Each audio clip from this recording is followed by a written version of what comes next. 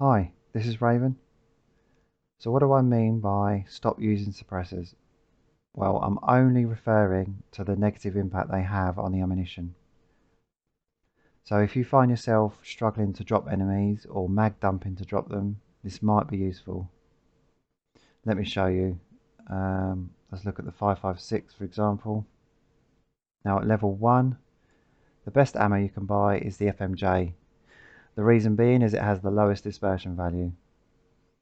If you don't know, the lower the dispersion value, the more chance the rounds have of penetrating. We'll get up the suppressor, we'll look at the RC1 for now. See, the suppressor has a +3 dispersion. So if you use the suppressor with the FMJ, you're effectively converting the 0 to a +3. So why is this important? Well, if we get up the SP round that we know are really bad at dropping enemies, you can see dispersion +3. So if you use FMJ with suppressor, you're effectively making the FMJ as bad as the SP. But the SP at least has a higher muzzle velocity. So just to recap, if you use FMJ with a suppressor, you're effectively making the FMJ worse than the SP round. So something to bear in mind.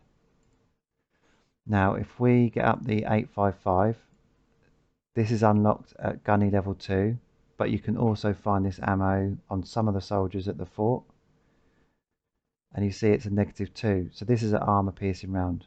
However, if you're using suppressor with it, -2 +3 is +1. So by using the suppressor with this round, you're effectively removing some of the armor piercing capabilities of it. Now when you finally unlock gunny level 3, you can then buy this A1 ammo. So the A1 ammo is -7. So -7 +3 is -4. So even with a suppressor, it's still armor piercing. Even if you use the NT4 suppressor, has a higher dispersion, it's still -3. So as at this point, when you unlock gunny level 3 and you can afford to buy these rounds, it would be good to start using suppressors knowing that they're not going to affect your ammo. So there is an exception to the rule, and that is the Mosin. So if I just show you the suppressor, it actually has a buff on it, so -3. So if we go to Artisan, so the LPS ammo is the worst ammo for the Mosin, and you can pick it up in the starter town, I think in ammo crates, stuff like that. And you see it's got -1, so even though it's the worst ammo for the Mosin, it's still pretty good. But if you've got -1 and you've got the suppressor on the Mosin, that -1 plus -3, that is now -4. That's why the Mosins are really OP. The worst suppressors in the game are the M700s.